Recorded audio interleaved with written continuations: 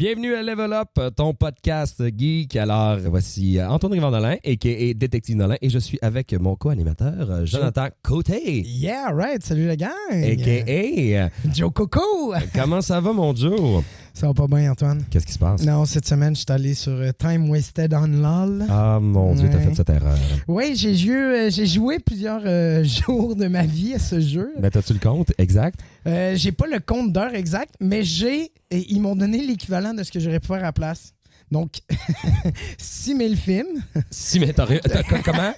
Oui, petit instant, si vous entendez d'autres voix, c'est que nous avons avec nous Mustapha Aramis et Jean-Michel Berthiaume qui seront nos deux invités de la journée. Salut les gars. Allô. Ça va? Briser la glace solide avec un « Ah, what the fuck? » Ben oui, mais c'est parce que là, les gens entendent une troisième voix et ils font « Mais qu'est-ce qui se passe? » Mais Joe, par contre, j'aimerais qu'on revienne à ton 6000 films. Plus 6000 ouais. des films de 3 heures ou genre des Ben courts-métrages? écoute, ça le dit pas dans la statistique, mais ils m'ont donné aussi 4200 livres de lu.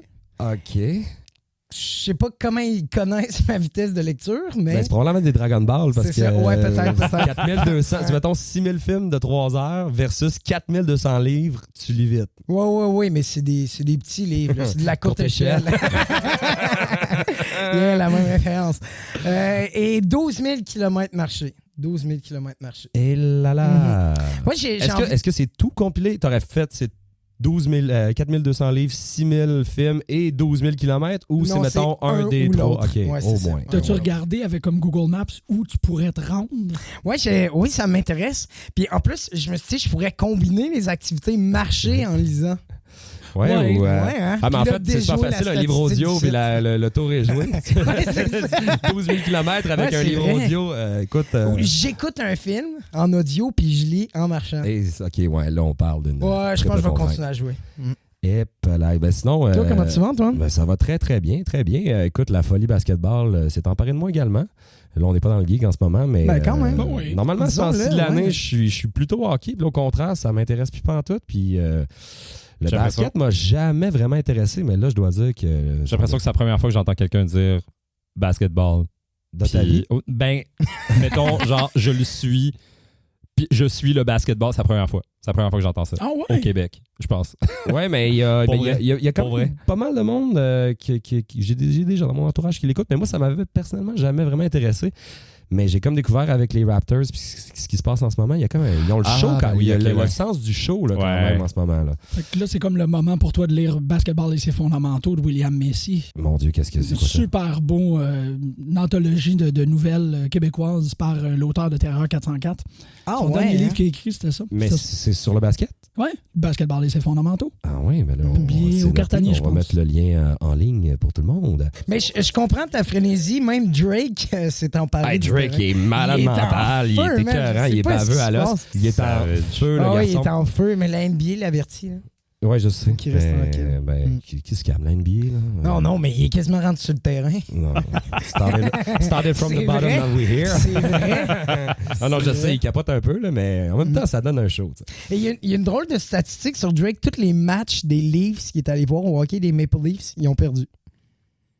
C'est prouvé. Là, C'est prouvé, c'est une Ben, statistique. mais qui continue d'y aller, alors. Ouais, c'est ça. J'ai aucun problème. Ouais, exact. Vous, les gars, y a-t-il quelque chose qui a retenu votre geek en vous dans les dernières semaines? Qu'est-ce qui un sujet d'intérêt ou c'est plutôt tranquille au niveau du geek? Ben, moi, hier, j'ai passé une journée plutôt poche. J'ai vu la fin de Game of Thrones. Ah, et ok, mon ok. Dieu! Et j'ai été voir Godzilla, King of Monsters. Ah, King of the ouais. Monsters. Est-ce que au tu cinéma, qualifierais et ça j'ai de- pas tant aimé. 2 échecs, donc? Ouais, c'était pas. J'étais content. J'aime ça aller au cinéma tout seul. J'adore Oui. m'acheter de la junk, m'asseoir dans le noir, puis regarder un film, que ce soit bon ou mauvais. Tu sais, je vais avoir mangé, je vais avoir eu du fun, D'ailleurs, peu importe ce que c'est. T'es déjà allé voir Mais- Star Wars en pyjama Star Wars? Oui, c'était jusqu'à The Last Jedi, une chose à laquelle je souscrivais énormément. J'aimais ça. Je sais pas ce qui va se passer avec The Rise of Skywalker. Ouais. Excusez-moi, Rise of Skywalker, parce Rise, qu'ils ont complètement ouais, c'est oublié ça. de mettre le The Ouais. avant ça. Mais ouais... Godzilla, c'est pas, ça se passe pas? Ah, je sais pas. C'est quel drôle d'objet cinématographique qui est dans la même lignée que, mettons, la suite de Pacific Rim Uprising. Ouais. Soudainement, un nouveau réalisateur reprend l'objet de quelqu'un d'autre, puis il en fait une affaire ben trop CGI, ben Michael trop... Bay-esque. Ouais, quasiment. Ça faisait longtemps que je n'avais pas vu c'était digne du film de 98 à certains égards. Dans le sens où à chaque fois qu'un personnage principal humain doit aller quelque part, il faut qu'il y ait 42 explosions dans son chemin. Sinon, apparemment, on perd l'attention de la situation. Et God forbid, parce qu'il y a comme 17 monstres sur la planète en train de tout ruiner en ce moment. C'est pas vrai qu'il n'y a pas de tension, guys. Pourquoi est-ce qu'il faut... Tu sais, à chaque fois, il y a un nouveau problème. C'est désagréable après un moment. Là. Quand t'as trop de problèmes, c'est... Ben non, c'est ça. Il n'y a plus de problème. Crée-moi quelque chose à régler. Une affaire à régler qui sera compliquée, pas 27. Exact. Moi, je pense que t'es dû pour aller lire Des explosions de Mathieu Poulain. Oh! Mon Dieu! Ça, c'est bon! J'ai un livre pour Jean-Michel a un contexte pour chacune de nos déceptions. Non, publié aux éditions de ta mère. Ça parle de la philosophie sous-jacente du cinéma de Michael Bay. Wow! Mathieu Poulain, qui est co-animateur d'un podcast de lutte à TVA. Ben là, on va mettre ça en lien. Ouais. Répète le titre exactement. Des explosions. Publié Des explosions en un seul mot, genre. Non, des explosions. OK. Ouais. Extraordinaire. Les éditions de ta mère. Ben oui. Ben oui, j'adore ça. Toi, Jean-Michel, un moment geek dans les dernières semaines? En fait, vous m'avez invité en tant que personne discordante, ça fait que je vais vraiment vous couper ça sous le pied. Moi, j'ai passé hier, le dimanche pluvieux, à faire le casse-tête 3D de Winterfell, qui est fait par la compagnie montréalaise Ribbit Games. C'est un 900 pièces pour faire Winterfell au complet, puis j'ai le Red Keep en back burner aussi, en réécoutant la saison 1. Il existe des casse-têtes 3D de ça. Ouais, c'est extraordinaire. Puis la saison 8, je l'aime d'un amour qui est pur et franc. Puis si vous voulez, je vais la défendre bec et ongle. Je suis en train de réécouter la première. Là, je suis rendu à la moitié de la deuxième saison pour me rejustifier toutes les étapes. Puis juste rapidement comme ça, les 3 derniers personnages qui survivent de House Stark. Est-ce que vous vous rappelez c'est quoi le nom de leurs 3 Direwolf assignés? Non, ça me... Ah non. Ghost. Ouais, Ghost. Jon Snow. Il y avait Arya, c'était quoi donc? C'est plus compliqué. C'est Nymeria. Ouais. C'est ça. Ouais. Puis celui de... The Bran. Non. The Bran, c'était pas... Bran est mort, je pense plus à Sansa. Mais Sansa, il est mort aussi. Oui, c'est pas nécessairement que le Direwolf il est vivant, mais... Ah, OK. Mais le Sansa, nom... c'est Lady. Lady, c'était pas Michelle Lady Richard. Stark, donc elle devient... Lady of Winterfell. OK. Nymeria, c'est une princesse exilée qui s'est retrouvée à Dorne. Et Ghost, c'est la finale de Jon qui se retrouve à se dissiper dans les arbres. Wow. Quand Moi, même. il y a des détails comme ça dans la série que je trouve Mais tu vois, je dirais que ce n'est pas la finalité qui me... le dénouement, les choix de dénouement ne me dérangent pas, c'est le chemin. C'est le chemin qui a été pris qui est moi, ce que je trouve dommage, c'est que dans cette grande déception-là, les gens ne retournent pas à l'écouter.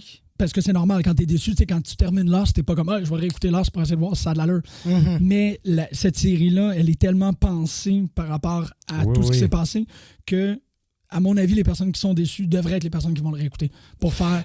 J'aimerais quand même dire quelque chose. J'ai commencé Game of Thrones pour la première fois de ma vie le 19 avril dernier.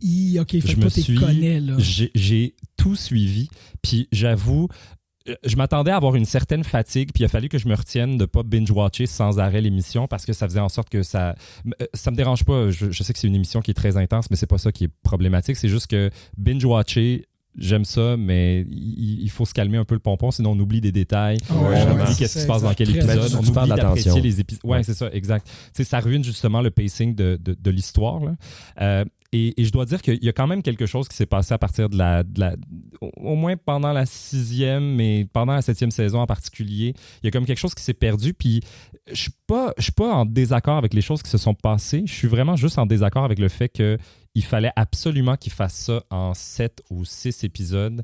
Puis, parlant de pacing, il y a des épisodes que j'ai trouvé vraiment le fun pendant la 8e saison, mais je comprenais pas pourquoi, justement, tous ces moments qui étaient des punchs extraordinaires qui auraient pu être des fins de saison pour 4 autres saisons de plus de Game of Thrones, ils ont fait ça en un seul épisode. Ça fait en sorte qu'à la fin d'un épisode, t'es essoufflé. Essoufflé complètement. Puis encore là, on passe des fois des demi-heures à regarder du monde se faire calciner. Tu sais. Ouais. Tu fais, c'est ça. Ça dure 80 minutes, mais j'aurais pu chopper 20 minutes de montage de gens qui brûlent. Mm-hmm. Exact.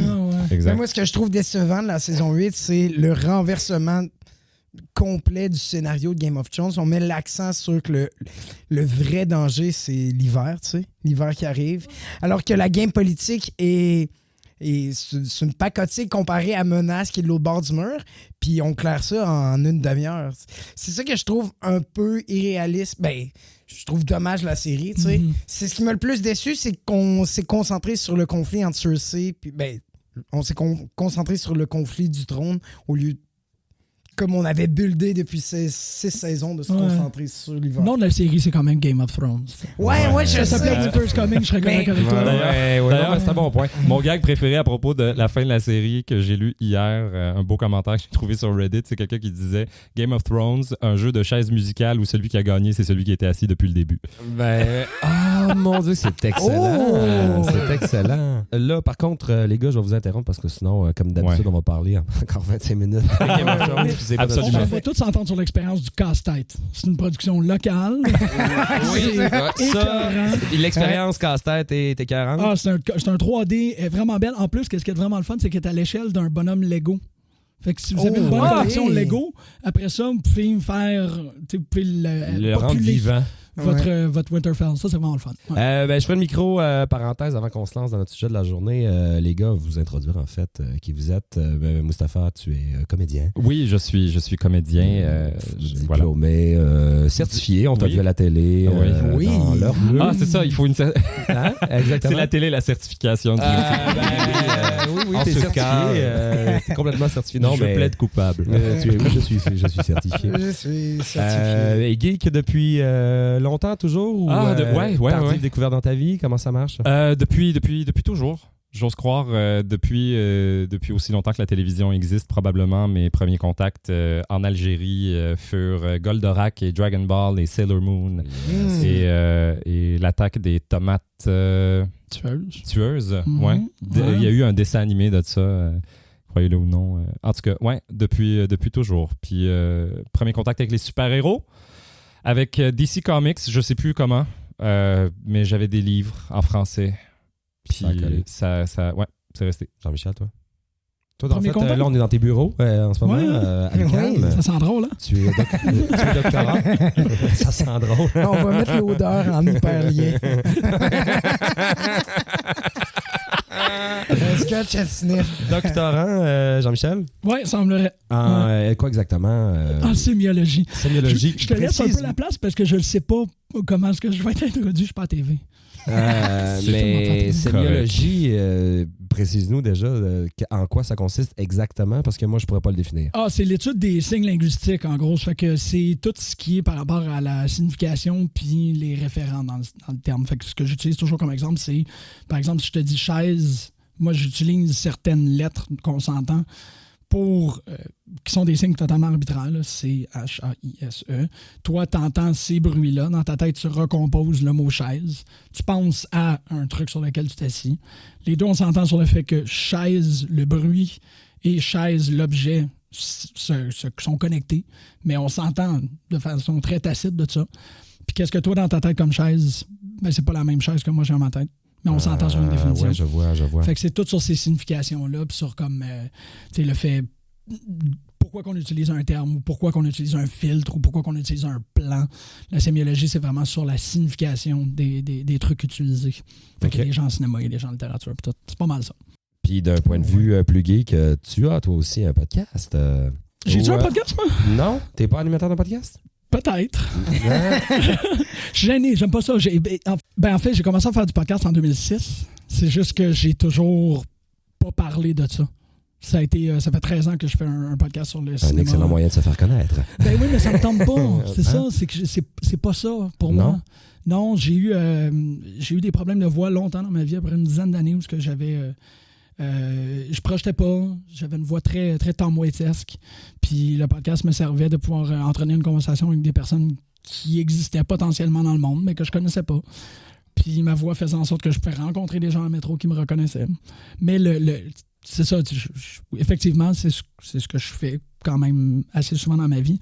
Mais c'est comme une partie isolée. Ça s'exclut de la vision publique. Moi, essentiellement, quand je termine mes podcasts, ce que je dis, c'est si ce que je viens de dire vous intéresse, parlez-en avec quelqu'un avec qui vous pensez que ça pourrait entretenir une bonne conversation ou instiguer une bonne conversation. Mais partagez pas ça sur Facebook, je m'en sac. Là. Ce que je viens de dire, ça devrait te rendre intéressé ou intéressant pour parler avec quelqu'un d'autre.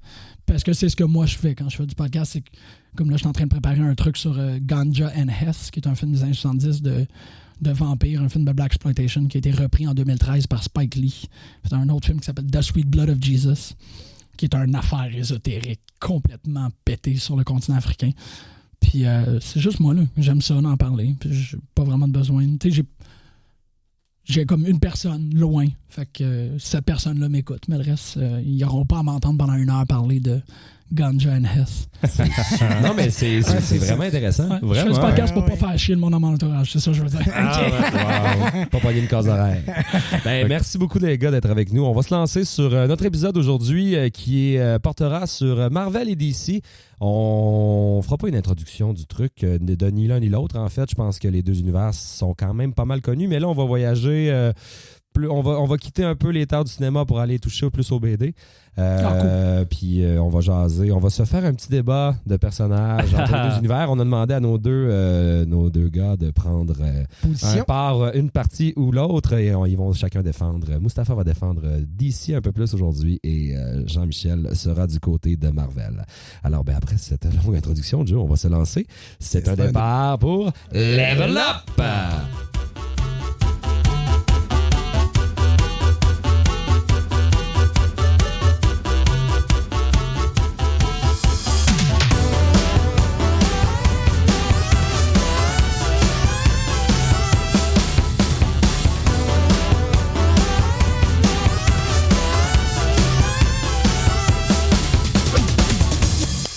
Bon, on va tout de suite partir dans le vif du sujet. Donc, vous êtes prêts à vous lancer dans le merveilleux monde du comic book?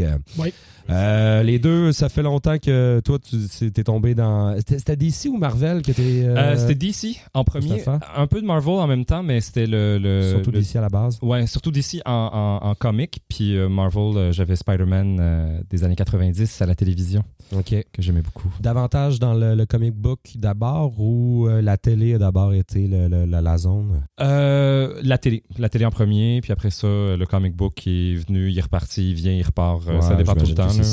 Oui, c'est intéressant, arrive, puis on y retourne. Mais surtout, moi, je trouve que le comic book, c'est pas pour les jeunes. C'est pas pour les enfants. Ouais, il y a de quoi de... Je veux dire, aller dans un magasin, une boutique spécialisée. Quand t'as 12 ans, de te magasiner, tu sais, même tes parents sont souvent pas intéressés à ça, alors ils n'ont pas l'ouverture de t'amener puis te laisser choisir un livre, justement. Fait que la télé, c'est comme la première initiation, honnêtement. C'est un peu comme ça que j'ai commencé, en fait, je me rappelle, puis c'est encore vert.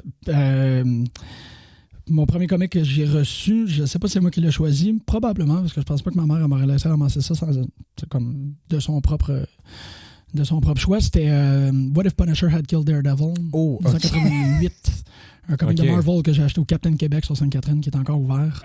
Le gars du Captain Québec, il me donnait les figurines que les boîtiers étaient défigurés par le soleil. Parce que si vous voyez Sainte-Catherine dans votre tête, il y a une partie qui est beaucoup plus ensoleillée que l'autre. Puis le Captain Québec est du côté très ensoleillé. Fait qu'il ne pouvait pas vendre les figurines que le carton avait été un peu... jauni. Exactement. C'était pas la figurine qui était abîmée, c'était le carton? Ouais, exactement. Fait qu'il était comme, tiens, je peux pas vendre ça, c'est pour toi. Fait que je me suis retrouvé à vraiment passer beaucoup de temps au Captain Québec. 8 ans, entre 8 et 10. Là. Quand je retourne, c'est comme... Seul, là, pas de parents. Puis lui, il est encore là, le gars? Oui, le Captain Québec est encore ouvert. C'est le même gars encore? Oui, c'est le même proprio. Il donne encore ses jouets. Il l'appelle papa ou... Non. C'est pas le jeu que j'appelle papa, en fait. Non, en fait, j'ai déménagé plus loin. Ça fait que là, je suis plus un client fidèle du Millennium que les deux on vient de Sherbrooke. On va se lancer, les gars. On vous a préparé aujourd'hui un espèce de petit débat très de l'ordre de l'opinion, on se le cachera pas, on jase pour jaser, mais on va essayer de vous faire découvrir des personnages que vous ne connaissez pas, aussi peut-être des trajectoires de personnages que vous connaissez, que le comic aborde, mais que les univers cinématographiques que vous connaissez davantage n'abordent pas nécessairement. Mm-hmm. Alors voilà, on va se promener, on va avoir du fun. Alors on vous a préparé des petites catégories, messieurs, que vous allez devoir défendre des personnages de chacun des univers ou dénigrer un personnage de l'autre côté. J'ai surtout hâte aux catégories fun, je pense. On dénigre de l'autre bord. N'hésitez pas d'ailleurs à intervenir dans ce que l'un ou l'autre fait. Si vous voulez défaire l'opinion de l'autre, j'ai aucun problème. Il n'y a pas de règles dans tout ça.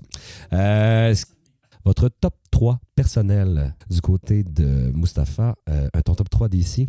Mon top 3 DC, je dois avouer quelque chose. Moi, je me base vraiment beaucoup sur les belles affaires que j'ai vraiment trippé à reconnecter avec DC, avec le New 52, qui était comme le nouvel univers. Ça, c'est en 2013? 11, 12. Ah, plus vieux que ça encore? Mais c'est déjà fini, le New 52. Oui, c'est ça. Là, on est rendu. Ils ont fait Rebirth, puis tout, là, puis c'est rendu toute une autre panoplie d'affaires, parce qu'ils ont essayé des affaires avec New 52, ça n'a pas tout à fait marché, puis là, tu dois inventer que Dr. Manhattan est revenu, puis tout, en tout cas. Est-ce qu'ils ont rebooté toute leur série avec New 52 ou seulement des clés? Ils ont vraiment, à mon souvenir, ils ont tout rebooté, puis c'est là qu'ils ont pu réintroduire des personnages qui étaient plus ou moins dans DC, parce que c'était, en fait, New 52, c'était comme l'assemblage de toutes leurs bannières en une seule, dans une seule terre, un seul univers. Okay. Vertigo, c'était quoi l'autre aussi? Wildstorm, merci. Fait que, tu sais, ils ont... Mais Wildstorm, c'est une acquisition aussi. C'est là où ça devient un peu malhabile. C'est que c'était Wildstorm, ça faisait partie d'Image. Mais quand Jim Lee est devenu contractuellement lié en exclusivité à DC, il a amené sa partie d'Image qui est allée s'annexer. Mais Image existe encore et fait encore leur affaire? Tout à fait. Ouais, mais sans les propriétés qui sont sous la bannière de Wildstorm. Exact. Fait que là, soudainement, tu avais dans New 52, si vous avez déjà regardé ça à Télétoon il y a bien longtemps, les Wildcats. Ouais. Qui était rendu dans du... c'est des personnages, là, des espèces de super-héros là, qui sont maintenant rendus dans l'univers d'ici. Ouais, dans l'univers d'ici. Fait que c'était un peu weird, puis ça m'a fait bizarre parce que moi, tout ce que je connaissais d'eux pendant très longtemps, c'était leur apparition en dessin animé pendant un bout à Télétoon la nuit. C'était tout. Ouais, c'était tout. Mais c'est ça, donc moi, il y a vraiment de belles affaires sur lesquelles j'ai connecté là-dessus. Flash, je mets, moi, c'est un de mes favoris pour toujours parce que ça a été un des premiers avec lesquels j'ai connecté quand j'étais tout jeune. Un des premiers personnages que j'ai connus justement à travers ces bandes dessinées intraçables, que je sais pas d'où j'ai eu ça quand j'étais jeune en Algérie. En même temps que lui, il n'est pas dans mon top 3, que Robotman, qui est qui est dans The Doom Patrol, qui est un personnage qui tout jeune m'a fasciné. Ouais, ou en tout cas angoissé parce que c'est quelqu'un dont on a mis le cerveau dans le corps d'un robot. Puis, tu sais, mettons, à 9 ans, tu as regardé Robocop, puis tu vois Alex Murphy se faire décalisser avec des shotguns. Puis là, tu vois comme un cerveau dans un robot. Tu sais, mettons, ça venait je sais pas, genre le body horror mélangé avec cette espèce d'affaire de bande dessinée avec comme quelque chose qui m'a angoissé. En tout cas, fait que Robotman est resté gravé dans ma mémoire, en même temps que Flash, que j'aimais énormément comme personnage, que j'ai dessiné beaucoup. Et sinon, par rapport à New 52, il y a bien des affaires que j'ai adorées. La première mouture de Wonder Woman avec... c'était Brian Nazzarello, je pense, puis Cliff Chiang qui dessinait, que j'ai adoré, qui était une version parfaite de Wonder Woman, qui était pas du tout dans la sexualisation. C'était cette guerrière qui fait quasiment 7 pieds de haut. En tout cas, magnifique. Je l'adore. J'adore le style de dessin aussi. Puis Batman, beaucoup à cause de ce que Scott Snyder a fait avec New 52, oui, mais c'est ce qui est le conseil des hiboux, le City of All, Court of All. Exactement. Ouais, mais ce qui est venu aussi avant, qui était Batman Inc., je crois. Mais ça, c'est Grant Morrison. De Grant Morrison. Ouais. Puis avec Batman, ce qui est fascinant, c'est qu'on accepte qu'avec Grant Morrison en particulier, que tout ce qu'on a connu de Batman, ça se peut. Ça se peut. Le Batman des années 60, ça fait partie... c'est des affaires psychédéliques même. À un moment donné, ils ont justifié ça comme ça. Fait que... Ouais, Batman a beaucoup voyagé comme personnage. Parce qu'on se rappelle la série télé cartoonesque très, très sketch. C'est Batman héros en collant. Là, c'est carrément ça. Là, d'habitude, c'est... mais il a trouvé le moyen de rentrer ça dans le comic puis de faire « Oui, il a eu ça à un moment donné. » Puis tout ça rentre dans le cadre de 20 ans ou 15 ans, je sais pas, il passait du grotesque de Batman. à l'ultra sérieux, Batman. Puis il survit à travers le temps, malgré tout. Oui, tout à fait. On pourrait dire que c'est le personnage le plus joué par le plus grand nombre d'acteurs, en fait. Non? À ce stade-ci, c'est probablement. Spider-Man, ça en vient pas pire. Oui, quand même. Non, parce que Superman ça a juste commencé en 2000. Ah, Superman, c'est vrai. Superman, Spider-Man, c'est pas vieux. Ouais, puis Superman, il y en a eu 2 quand Batman, il y en a eu 4. Fait que non, il y en a encore un nouveau Batman. Oui, ça va être, Robert Pattinson. Exact. C'est pas un choix que je trouve déplaisant. Moi, je l'ai vu dans d'autres choses que dans Twilight. C'est un excellent acteur. C'est juste qu'on le connaît à cause de cette série qui n'est peut-être pas exempte de défauts. Mais j'aime bien ce que M. Pattinson fait. Si vous n'êtes pas certain, allez écouter Cosmopolis de David Cronenberg, dans lequel Robert Pattinson est assis derrière une limousine pendant 1h40. Ça fait un Bruce Wayne extraordinaire. Wow. Sinon, Good Times des frères Mais toi, c'est un choix que tu... moi, je suis totalement derrière ça. Je capote. OK, parfait. Excuse-moi. moi, je suis complètement à l'aise. On dirait que j'ai passé cette étape difficile de genre, oh my God, quel acteur ils ont choisi pour la faire. Moi, je veux voir le résultat. Puis en attendant, ça me dérange pas. J'ai pas besoin d'aller m'acharner sur des forums. Moi, je suis pas ça capable, je comprends pas. Je ne comprends pas. Ah ouais, non, ça colle pas, toi? Zéro, ça me plaît zéro. Ah, moi, tu vois, parce que ça va. Déjà, le comédien me renvoie l'image complètement contraire de ce que j'ai de Batman en tête. Mais c'est parce que tu l'as peut-être pas vu dans des bons... Moi, je l'ai vu dans le film d'aventurier avec l'acteur Sons of Anarchy. Love City of Z. Il est écœurant. Il a une grosse barbe. Il fait une espèce de scientifique... pas scientifique. C'est un traqueur. Ouais, mais très, très érudit, qui écrit, qui a ses petites lunettes. C'est très, très... un peu philosophe dans son personnage. Un esti de bon perso, là. C'est vraiment, vraiment, vraiment bon. Moi, en tout cas, ça m'a comme fait, OK, j'oublie Twilight, j'oublie ce moment de sa carrière. Ça existe, c'est correct. Il y a plein d'acteurs qui ont eu ces passages-là. Puis là, on dirait que j'ai complètement adhéré à son talent et sa capacité à rendre des personnages vraiment intéressants. Puis il y a une bouille aussi, il y a une espèce... Il est carré. Il est carré. Il est très complètement carré. Il est très carré. Puis même Kirsten Stewart en Catwoman. Zéro problème. Pour vrai? Ah, shit. Quand même. Personal Shopper, si vous n'avez pas vu ce film-là, ça torche en termes de performance. J'ai vu un autre d'elle, par exemple, que j'avais vraiment aimé. Est-ce qu'on sait... C'est une grande actrice. C'est la première actrice américaine à avoir gagné un César d'interprétation. Oui, c'est vrai. C'est pour quel film, ça? Pour Personal Shopper. C'est ça. Okay. d'Olivier Assayas. Non, c'est vraiment une actrice incroyable. Fait que j'aimerais ça. Ça serait vraiment une belle opportunité de les ramener. Mais dans quelque 10, 15 ans plus tard, dire comme non, on n'est pas des vedettes de Teeny Bopper. Bang. Moi, je veux juste apporter un point avant qu'on passe à l'autre, parce que depuis tantôt, on parle des créateurs puis des BDistes, des dessinateurs. Je pense que, à ce que je comprends, c'est plus sur eux autres que vous tripez, en fait, que ces persos. Hein. Sur ce que eux amènent aux personnages déjà connus, en fait. Ben oui, parce que ces personnages-là, ils sont comme une propriété quasiment publique. Puis ils se transforment entre les mains de l'un et de l'autre. Puis c'est justement ça qui fait en sorte qu'un personnage peut être extraordinaire dans les mains de quelqu'un puis complètement oubliable et à mettre à la poubelle dans les mains d'un autre. Là. Puis ça dépend tout le temps. Il y a tellement de choses. Là. Oui, mais c'est une très bonne question parce que pendant qu'on est en train de... Pour ma part, moi, pendant que je faisais l'évaluation de vos questions, qu'est-ce que je me disais, c'est tous les personnages peuvent être à la fois dans une colonne ou dans l'autre. Ça dépend qui l'a écrit. Exact. Puis il y a des personnages qui peuvent paraître extrêmement risibles, que tu fais, il manque juste la bonne personne. Pour écrire la bonne affaire. Exactement, parce que tu peux ramener ce personnage-là à une espèce d'âge d'or juste avec une prise de créativité. Tu sais. Ouais. Fait que c'est vraiment... non, je trouve que t'as mis le doigt dessus. Là. On défend pas nécessairement un personnage, on défend la personne qui a comme la meilleure moyenne au bâton de bons créateurs.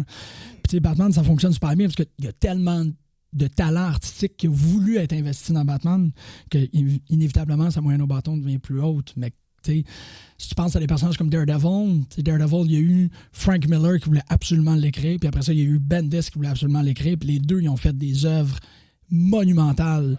Puis après ça, tu as Ed Brubaker qui a suivi après Bendis. Il a fait The Devil in Cell Block D, qui est comme la première occurrence de la ligne où on met un super-héros en prison puis que les vilains disent « Ah, t'es enfin pogné ici avec nous autres. » Et que le super-héros dit « Non, vous avez pas compris, c'est vous autres qui êtes pognés ici avec moi. » Cette ligne-là me fout encore les jetons, là. Puis c'est Brubaker qui a fait ça.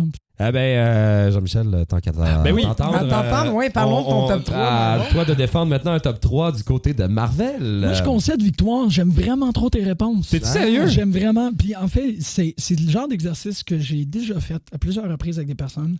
Malheureusement, je pense que j'ai jamais eu l'expérience d'être avec quelqu'un que je faisais « Ah, il a répondu. exactement comme je l'aurais fait. Fait que sérieusement... Non, t'es serrez-vous la main, les gars. J'ai fait... ben là, mon Dieu, donne des chances aussi. C'est parce que c'est toi qui as choisi DC, j'ai fait, il va se faire ramasser. Ouais, mais il y a des affaires qui sont complètement nulles à propos de DC, puis tu sais, c'est des try-hard des fois, puis mais les belles choses restent belles, puis je pense qu'on s'entend par rapport à ça, que ça passe par les créateurs, puis on a le bonheur d'avoir un univers où ces créateurs-là, ils switchent d'une place à l'autre. Fait que quand ils sont pas en train d'écrire quelque chose de magnifique à une place, ils changent à une autre place. Puis est-ce que c'est des vases clos? Un créateur d'ici peut aller travailler chez Marvel ou ça se fait pas? Ça dépend. Il y a des contrats d'exclusivité. Mais ces contrats-là, ils sont pas poreux, mais comme un des grands exemples, c'est l'auteur Brian Michael Bendis qui a fait 20 ans d'exclusivité chez Marvel. Truc proche de ça. Je pense, oui. Puis surtout du Spider-Man quasiment. Oui, c'est lui qui a fait toute Ultimate Line. C'est lui qui s'occupait de Spider-Man quand il y avait les films de Sam Raimi. C'est vraiment un des... Marvel, il y a une époque où ils estampaient leurs artistes en résidence des architectes. Ça a été un grand architecte pour l'univers de Marvel. Puis là, depuis la dernière année, à peu près, il a fait le saut à DC. Puis c'est lui qui fait Action Comics. C'est lui qui va techniquement, ou en fait, les rumeurs, c'est que c'est lui qui va prendre Batman après Tom King. Là. Wow, OK. Ouais. On va voir de quoi ça va avoir l'air, mais tu sais, c'est ça. Il y a des contrats qui sont beaucoup plus d'un bord puis de l'autre. Il y a des contrats qu'il y a des personnes qui réussissent à travailler dans les deux compagnies en même temps. Je pense que c'est le cas pour G. Willow Wilson, qui travaille, qui a fait Wonder Woman pendant un moment, puis qui a fait Miss Marvel aussi pendant un autre. Bon, évidemment, c'est un peu brouillé. Mais oui, c'est ça. Il y a des gens qui restent d'un bord, comme... Moi, j'aime beaucoup Jonathan Hickman du côté de Marvel, mais Hickman, il fait quasiment juste du Marvel puis du Image. C'est pas souvent retourné à DC, si je me rappelle bien. Pas que je me souvienne. Ça fait quelques années que je suis retourné plus solidement dans l'univers du comic book. Puis tu me dis Hickman, on dirait que je pense principalement à Image parce que il a tellement sorti de projets personnels là-dessus. Okay. Mais tu sais, c'est ça. Moi, qu'est-ce que j'ai à défendre en top? J'aime beaucoup parler de Captain America parce qu'à mon avis, il y a quelque chose à propos de Captain America qui parle plus... J'aime confronter la perspective que les gens y ont de Captain America. Moi, pour avoir parlé en étant un casual amateur de Marvel ou autre, je me rends compte dans beaucoup de discussions que Captain America est comme pogné pour être le ringard du groupe, là, si on veut, le ringard du quatuor, l'espèce de défenseur de la vertu, toujours il est comme le bougon un peu, en fait. Dans ce qu'ils ont fait au cinéma, là, j'ai bien entendu. Là. Mais c'est cette perspective-là que j'aime beaucoup confronter, moi. C'est Captain America, c'est un personnage qui, effectivement, dans ses bases, tu devrais toujours penser qu'il est vieux jeu, qu'il est dépassé. Qui est pur. Puis qui représente les États-Unis dans fondamentalement, qu'est-ce qu'on dénigre le plus des États-Unis. Exactement ça, Mais, tu sais, il y a des grandes histoires de Captain America. Dans les années 70, il s'est présenté pour être président des États-Unis, puis il a perdu. Tu sais, ça a été une histoire extraordinaire de comme même Captain America, il pourrait pas être élu dans le système démocratique américain. Fait qu'ils t'ont claqué les États-Unis dans leur système de la plus grande démocratie du monde directement en face avec cette histoire. Ouais, leurs grands héros, ils n'arrivent même pas à les lire. Ils pourraient même pas, tu sais. Puis, tu sais, quand il y a eu... Je sais qu'il y a peut-être eu un espèce de... un embargo inofficiel, mais toutes les tensions qui sont passées aux États-Unis post-11 septembre, sous la présidence de Bush Jr., on dirait que la culture du comic book savait vraiment pas trop où aller. Puis il était comme, on est quand même situé à New York. Il y a eu énormément de personnages comme Spider-Man a été très important pour la représentation du 11 septembre dans le comic book. Avec There Are No Words, la première réaction médiatique au 11 septembre, c'est un numéro de Spider-Man. D'ailleurs, la sortie c'était le premier film qui allait sortir, qui ont dû retravailler la bande-annonce, en fait. En montage parce que les tours apparaissaient, puis c'était plus le cas dans le réel. Pour vrai, c'est le 1. C'est ça? Quand le 1 était supposé sortir. Entre les deux, en fait. Non, c'est que la bande-annonce se terminait où il a fait une toile d'araignée qui se connectait sur les deux tours. Puis un hélicoptère finissait comme pogné dedans. Il y avait-tu... Ah non, ça c'était dans le teaser, excuse-moi. Il y avait Puis ils te l'ont enlevé assez raide, mais le numéro There Are No Words, je pense que c'est le 679, mais je peux me tromper là-dessus. Straczynski l'a écrit en 24 heures, puis John Romita Jr. l'a dessiné en 24 jours. Parce que lui, il est 3e génération new-yorkais. Fait qu'il n'a pas été capable. Puis à chaque fois qu'il raconte de comment il a dessiné ce numéro-là, c'est avec la radio ouverte à écouter. Ils ont trouvé quelqu'un, puis à terroriser qu'on trouve un de ses amis. C'est un numéro assez puissant qui a été encensé puis attaqué d'un bord puis de l'autre. Je pense... Je me rappelle, je pense, l'avoir acheté. Moi, mon magasin de comic books, quand j'étais jeune ici, c'était le Legends. C'était... pendant très longtemps, c'était affublé au Transvideo, qui appartenait à une famille. Je me souviens plus du propriétaire, malheureusement. Là. Je pense que le jeune gars qui a parti Legend s'appelle Sylvain, il me semble. Mais genre, c'était un club vidéo, ça s'appelait le Transvideo. Puis là, à l'arrière de ça, ils ont ouvert littéralement un couloir qui s'appelait le Legends. Puis ils avaient des figurines, puis des bandes dessinées. Puis je pense que c'est un des numéros que j'ai acheté. Genre ça. Puis c'est quasiment juste silencieux. Là. C'est juste les héros font juste comme déterrer puis essayer de faire le ménage des décombres avec la police et les pompiers. Non, c'est un très beau numéro. Ah ouais, wow. Mais c'est pour ça que j'aime beaucoup le personnage de Captain America, parce qu'on attaque ces idées-là. On dirait que Captain America est là comme bouclier pour défendre les valeurs américaines. Alors qu'au contraire, il parle des défauts des Américains. Quand tu lis Captain America, c'est le truc le plus cinglant sur la culture américaine. Ah ouais, ok, ça serait surprenant. On aurait tendance à penser que c'est l'inverse, en fait. C'est ça. Ben oui, c'est ça exactement. Le bouclier et tout. Là, il a été assassiné en 2002 directement sur les escaliers du Capitol Hill pour symboliser que non, là, toute cette dimension-là de Captain America qui est Red, White and Blue, non, actuellement, elle n'existe pas. Il a été assassiné, tu veux dire, dans les comic books? Dans le comic, il est mort. Captain America numéro 25, ouais. Pendant tout ce problème, pendant toute cette situation politique où tout le monde était...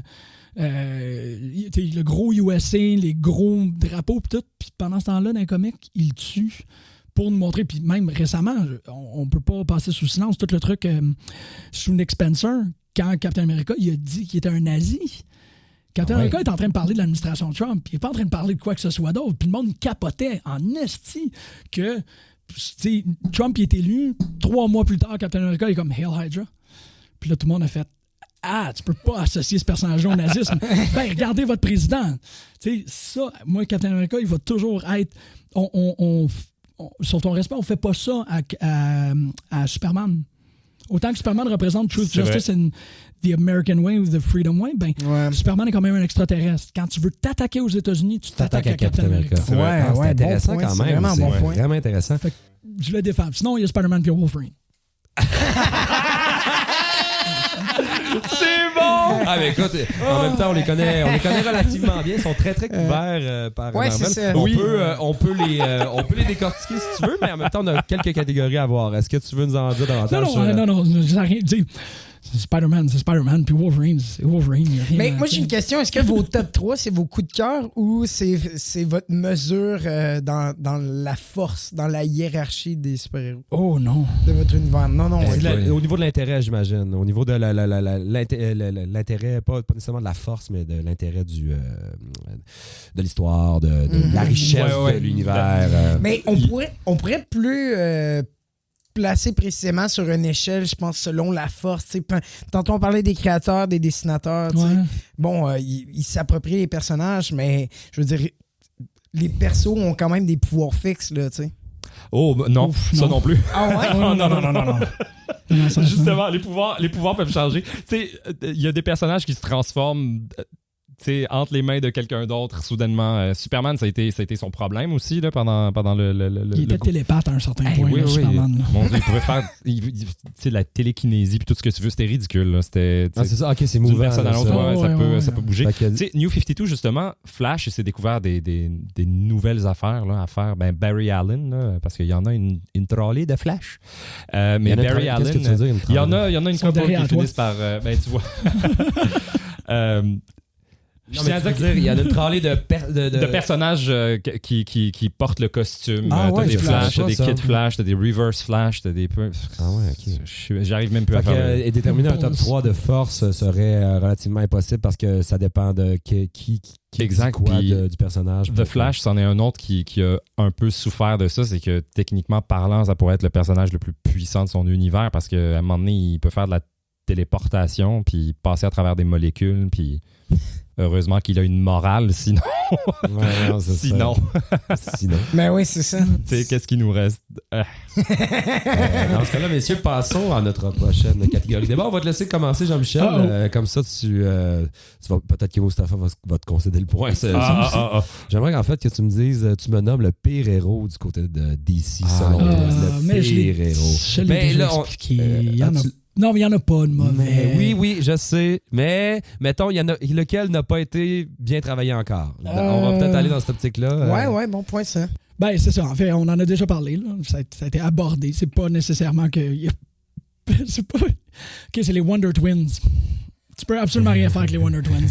Malheureusement. Qu'est-ce que les Wonder Twins? Ouais, les Wonder Twins, c'est exactement. C'est bon. Mais je m'attendais pas à ça. Je pensais vraiment qu'elle allait comme choisir une affaire qu'on connaît toutes puis qu'il va faire genre, hey, fuck ça. Mais j'adore que tu sois parce que Wonder Twins, pour moi, on dirait genre des gâteaux vachons. Oui. Je dois dire quelque chose à propos de DC. C'est pas les meilleurs à propos de comment ils nomment leurs personnages. Là. Tu pourrais probablement dire la même chose la moitié des personnages de DC, que ça pourrait être un gâteau vachon. Ouais, c'est ça. C'est dans un petit plastique. Mais qu'on m'explique, c'est vrai. Qu'est-ce que les Wonder Twins? Moi, je les adore, en fait, les Wonder Twins. C'est juste que tant qu'à aller dans la faiblesse, on va trouver. Les Wonder Twins, c'est un frère et une sœur qui ont été rajoutés à la Justice League quand il y avait un cartoon qui s'appelait League of Super Friends. Encore là, League of Super Friends. Déjà! Non, mais c'était pour... Les amis. Super Friends! Mais c'est quand même Superman, Batman, Green Arrow, puis Wonder Woman, toute cette gang-là. Ouais, fait que s'il te plaît, un peu de respect. Un peu de respect pour les super amis. Hey.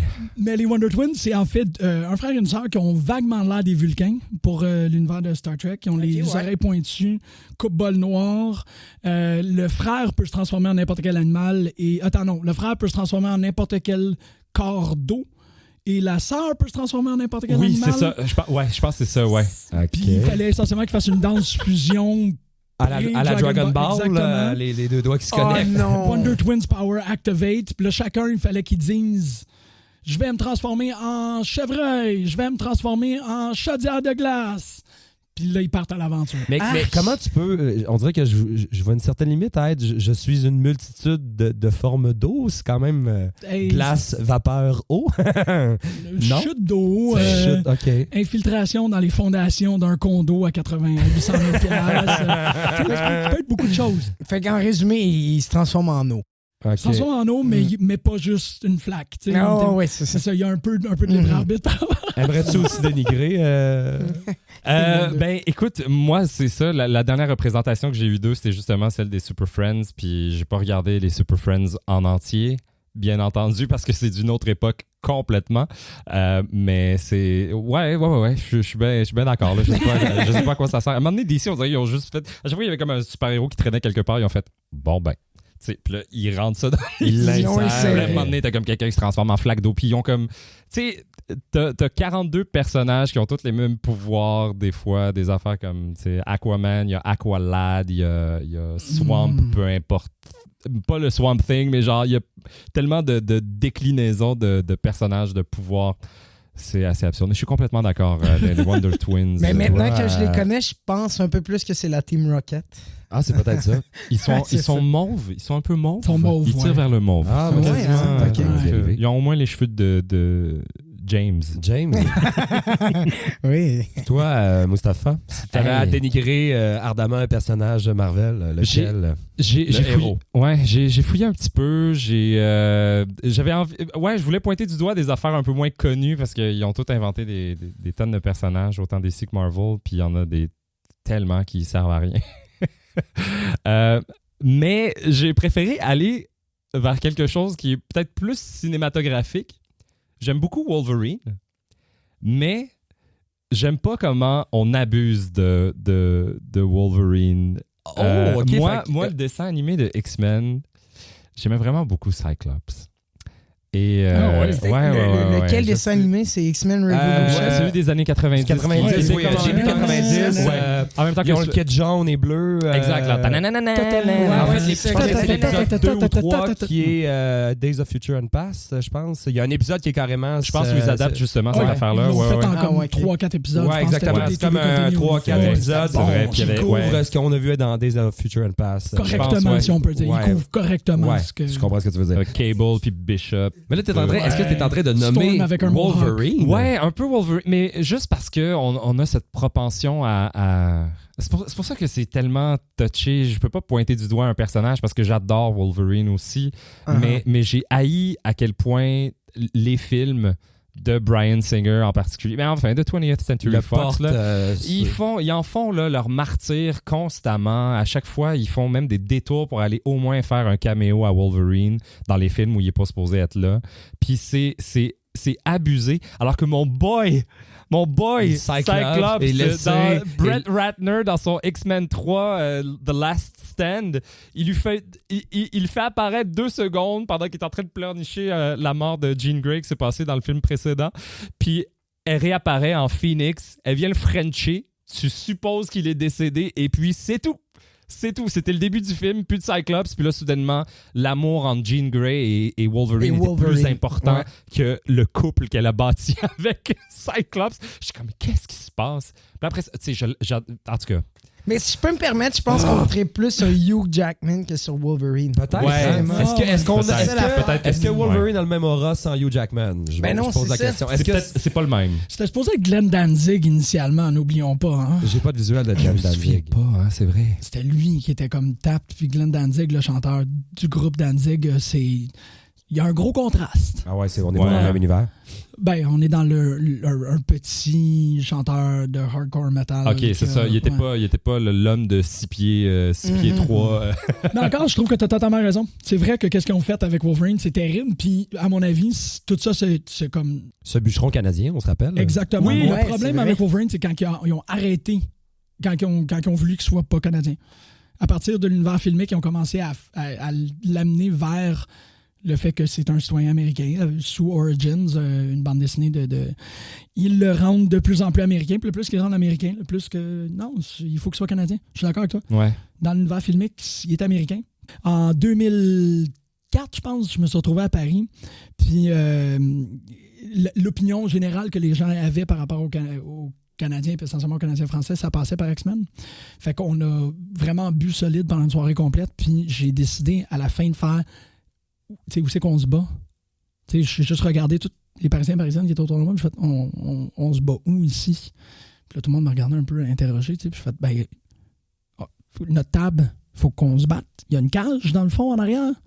Puis là, tout le monde m'a un peu regardé, puis il y a 2-3 personnes qui avaient vu X-Men, parce que dans le premier X-Men, Wolverine, il se bat dans une cage dans le fond d'un bar. Fait que j'étais juste comme, moi je vais pas payer pour mon alcool, il faut que je me batte contre quelqu'un. Puis tout le monde a commencé à comme, oh non, c'était pas de la fiction dans X-Men. Au Québec, ils se battent pour leur consommation. Tu les voyais tout un peu comme écrasés. Voyons là. Oui, c'est vrai. Puis là, ils capotaient. Puis c'est ça, il y a un moment où je me rappelle plus exactement à quel point j'ai eu à briser cette histoire-là. Mais... À briser des gueules parce que c'était fait la fiction. Il a bu là, ce soir-là. On se bat pas dans des cages pour nos bières. Mais X-Men a fait un gros ravage dans l'imaginaire parisien du Québec. Il était tout comme tabarnak. Ah, wow. Ah ouais. Faites-le encore, essayez. Allez. C'est clair. Ça y est en France, tout le monde. Alors, Wolverine, la déception. Wolverine, alors plus connu, les Twins, quoi? Wonder Twins. Je vais googler ça rendu à la maison. En fait, je vais les googler maintenant. C'est 2 gâteaux à chaque. Pendant qu'en fait, messieurs, je vais vous demander d'aborder notre prochain sujet à débat. J'aimerais que vous me défendiez le héros obscur de votre univers. Mustapha, tu vas commencer comme tu viens de terminer avec Wolverine. Qui as-tu envie de défendre qu'on ne connaît peu? Moi, c'est littéralement le personnage qui m'a donné envie de choisir et de défendre DC, quoique je me sentais un peu en position défavorable en choisissant DC. Mais c'est Animal Man. Animal Man, c'est un personnage qui est plus obscur. Je te confirme que oui. Est-ce que t'as déjà entendu parler de ça, toi, Joe? Absolument pas. 0 point barre. Hein? C'est un personnage qui est né sous la bannière Vertigo, si je me trompe pas. Vertigo, c'est... La tune de U2. Exact. Alors... Alors, les gars de U2 se sont mis autour de Vertigo, c'était comme une bannière à DC, parce qu'il y avait, si je me souviens bien, The Comics Code Authority, qui était comme l'affaire qui... Fallait rester... Fallait suivre une certaine liste de règles. Fallait pas dépasser certaines affaires. Il y a des choses qu'on pouvait pas raconter dans les comic books. Fut un temps, on savait que c'était pour les enfants. Fait que là, soudainement, ils coupaient l'herbe sous le pied des créateurs. Fait que là, on s'est retrouvé avec des personnages un peu farfelus qui ont des aventures de un censure peu. Ouais. En quelque sorte. Ouais, c'est ça. Mais tu dois savoir plus que moi. En fait, c'est une histoire quand même assez importante. En fait, il y a eu un psychologue du nom de Frederick Wortham qui, dans les années 50, je pense, fin 42, 50, c'est un psychologue extrêmement important. Dans l'univers du comic, on démonise ce gars-là parce qu'il a quand même créé énormément, comme tu dis, de censure dans l'univers du comic book. Mais c'est aussi un des panélistes les plus impliqués dans l'intégration dans les écoles aux États-Unis. Donc, la fin de la ségrégation, c'était pas mal lui qui avait été comme consultant.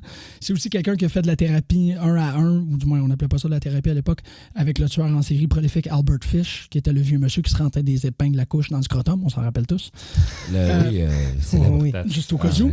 Il y a un très bon épisode de Ars Morenzi, un podcast sur les faits divers et les tueurs en série, donc vous pouvez consulter par rapport à ça.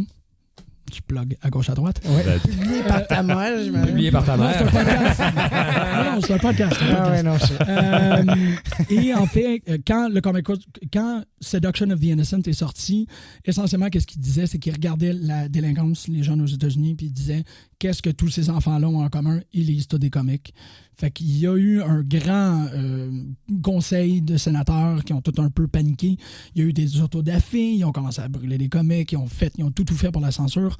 Et ils ont même été jusqu'à vraiment pousser des compagnies de comics comme Creepy Comics, Eerie Comics, que vous connaissez quand même de réputation, au bord de la faillite. Parce que Creepy faisait des affaires comme publier des comics que sur la page couverture, il y avait une tête ensanglantée. Ça fait que là, les panels politiques américains disaient il faut que vous enlevez toutes les traces de sang, ou à chaque fois qu'il y a un démembrement, il faut que ça soit en noir et blanc. Tout. Ça fait que ça a été comme un truc ça a été une régulation interne, pas mal. Mais, tu sais, comme jusqu'à les années 70, ça a pas mal été respecté. Quand ils ont commencé à avoir les histoires d'héroïnomane avec Green Arrow, Snowbirds Don't Fly, toutes ces histoires-là, là, DC commençait à s'éloigner un peu. Spider-Man s'est éloigné aussi du Comic Code Authority parce que c'était pas une instance de censure. C'était juste si tout le monde s'entend, respecter ça, c'est ça. Respecter ça, on n'en parlera pas. Comme les ratings. C'est tout ce qui s'est passé avec les ratings aux États-Unis avec le 13 ans et plus, 16 ans et plus, puis Jack Valenti, puis toute cette espèce de peur de « Oh non, les enfants jouent à Doom, puis là, ils vont se donner des coups de pelle d'en face. » C'est un peu une caricature, là, mais ça ressemblait à ça, le Satanic Panic, tout ça. Fait que non, c'est un moment effectivement très, très important.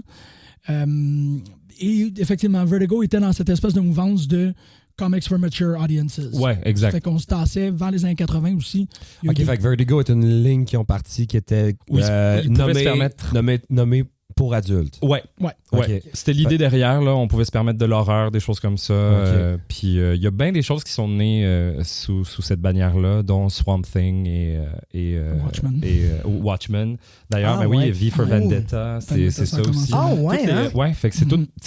C'est tout accessoirement du DC, ces affaires-là. Mais tu sais, ils font beaucoup dans le one-shot aussi, DC. Ouais. Ah, je ne savais pas.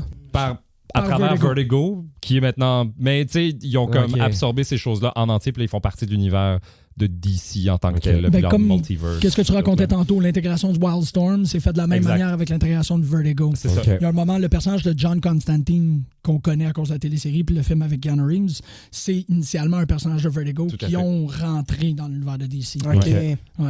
Puis c'est tout dans l'aspect horreur un peu en général, ces affaires-là, creepy, Lovecraftien en quelque sorte aussi.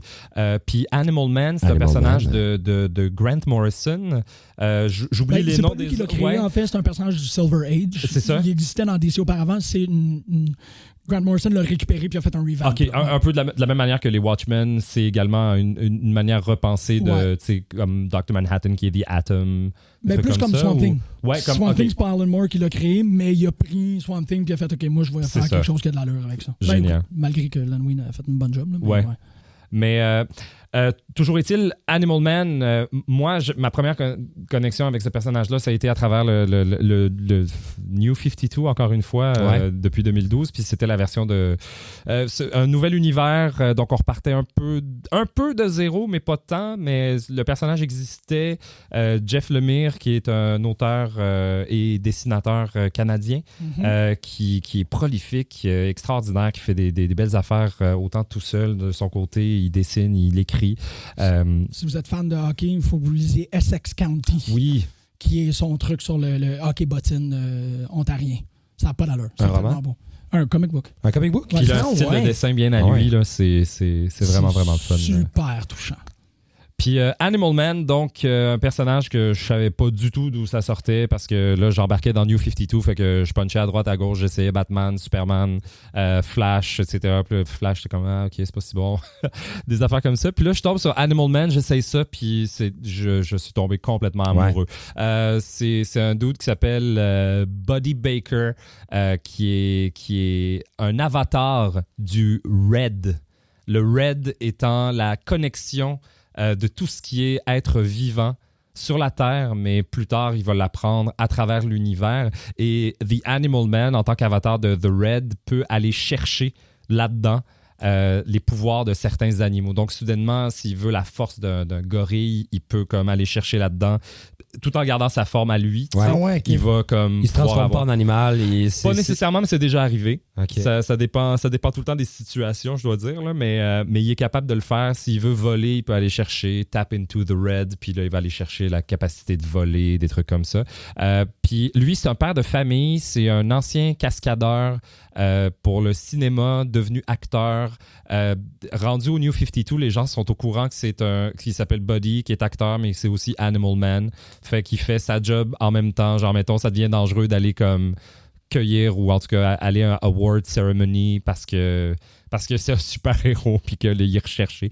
Tu sais, c'est complètement absurde, mais ce qui est fascinant à propos de lui, puis c'est ça que j'ai pas compris, c'est sorti de nulle part, c'est qu'il a une famille, c'est un père de famille, il a une job, il est super-héros on the side, puis j'étais subjugué. C'est weird, c'est dark. C'est le dessin au début, c'est Travel Foreman qui a fait Preacher. Non, je pense? Ça c'est Steve Dillon. Excuse, mais je pense qu'il y a. Qu'est-ce qu'il a fait Travel? Anyway, mais il y a une manière. Le dessin est complètement absurde. Là. Tu te dis, wow, c'est juste un dude qui peut avoir des pouvoirs d'animaux. Mais là, quand tu vois l'animal dessiné de manière ultra réaliste par le dessinateur, puis que genre tu vois cette espèce de trucs très Lovecraftien, c'est weird, là, tu comprends pas d'où ça vient, pourquoi cette connexion. C'est pas genre Flash, tu sais, avec il va chercher The Speed Force, puis c'est une voix dans l'éther qui lui dit cours vite. Tu sais, il y a comme quelque chose de tellement weird à propos de ça. Puis en tout cas, ils font une affaire où ils rencontrent The Swamp Thing. Tu te rends compte qu'il n'y a pas juste The Red, mais il y a aussi The Green, qui est la connexion de tout ce qui est voyons, aidez-moi, vivant? C'est si simple. Non, pas vivant, mais The Green, c'est tout ce qui est plante. Oui, c'est ça. Tout ce qui est, ce que tu disais par rapport à il est connecté à tout ce qui est vivant, c'est que Animal Man est connecté à la viande. Puis Swamp Thing est connecté à la végétation. Exact. Fait qu'ils sont en opposition. Il y a toujours lui, il rentre dans le red, puis l'autre, il rentre dans le green. Puis il y a même, attention, The Grey. Tout ce qui est, pour les grands amateurs de mycologie, celui c'est les champignons. C'est les champignons, tout ce qui est, parce que c'est un affaire complètement différent. Alors, ils ont leur propre affaire. Puis ces choses-là, The Red, The Green, ils ont The Parliament, qui est comme tous les anciens avatars existent au sein de cette chose-là et ils choisissent le prochain avatar qui les représente sur la l'avatar Terre. Et le personnage de le père de famille, son nom c'est... Animal Man. Dans le fond, quand ce gars-là va mourir, l'avatar perdure et choisit une nouvelle... Exactement. Un nouveau corps. Exactement. Puis Swamp Thing, c'est Alec Holland, mais là, ça va être un autre. Puis là, ils luttent contre The Rot, qui est la pourriture, puis eux aussi, ils ont un parlement. C'est ridicule. J'adore ça. C'est tellement bizarre, j'en parle. Là, c'est illustré quand même. On est comme ailleurs. Ouais, mais c'est justement cette chose-là très dark. Puis, en tout cas, c'est venu vraiment me chercher. C'est très... la connexion familiale, elle est tangible, elle est touchante, elle est même mortelle. C'est très beau. Ça m'a fait pleurer beaucoup comme série. J'ai pas vu ça venir. C'est mort beaucoup trop jeune, malheureusement. Ils l'ont laissé choir après 30 numéros, je crois. Ah, c'est vrai? J'étais bien triste. Je pense le 29 numéros. Le dernier étant dessiné par Jeff Lemire. Jeff Lemire lui-même, ouais. Pour conclure l'histoire. Je pense, il était content, je pense qu'il avait fait le tour de ce qu'il voulait raconter à propos de Animal Man. Mais le personnage perdure dans DC. Il a fait partie de Justice League International après ça, je crois. Puis, mais jamais aussi touchant parce que c'était juste à propos de lui, ça. Ouais. Puis sous Grant Morrison, c'est un personnage qui brise le 4e mur, qui finit par rencontrer son créateur de bande dessinée. C'est une affaire de... En tout cas, Animal Man, lisez ça, c'est extraordinaire. Excellent. Puis du côté de... moi, en fait, je vais encore lancer des fleurs. Arrête. J'ai fait ma maîtrise sur Animal Man. C'est vrai. Ouais, fait que je peux quand même là là. Oui, mais... Oh là là. Il y a sûrement un héros obscur de Marvel à défendre. Non, je vais continuer à parler de ça, parce que c'est super intéressant. Qui t'aurais défendu, plus que moi en plus? Qui j'avais à défendre? Moi, je défends Howard the Duck. Ouais, parce que Howard the Duck est un personnage qui est extrêmement mal aimé pour une très mauvaise raison, puis cette raison a le nom de George Lucas. C'est de la faute à George Lucas que Howard the Duck n'est pas considéré comme un grand personnage de l'univers de Marvel. Et à mon avis, qu'est-ce qui s'est passé à la fin de Guardians of the Galaxy? Honnêtement, le post-credit de Guardians of the Galaxy avec la réintégration de Howard the Duck dans l'univers du MCU, c'est le truc le plus émouvant des 20 films. J'ai trouvé ça tellement... touchant que Howard the Duck réintègre l'univers du MCU.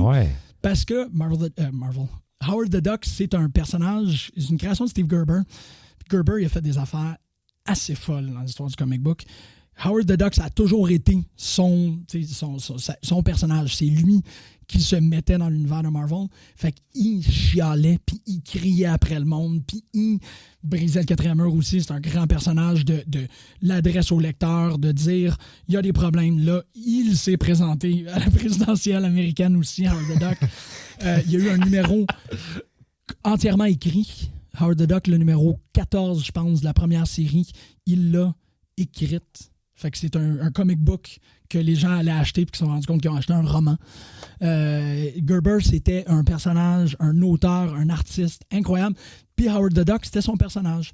Quand il a vendu les droits à LucasArts, George Lucas en a fait le désastre cinématographique qu'on connaît. Ouais. Mais Howard the Duck, c'est beaucoup plus que ça. Il y a un moment où Howard the Duck a pris conscience du mauvais traitement des créateurs, notamment à travers Jack Kirby. Jack Kirby a été créateur extrêmement important qui a inventé à peu près 80% des super-héros qu'on connaît. Là. Il y a une touche dans tout.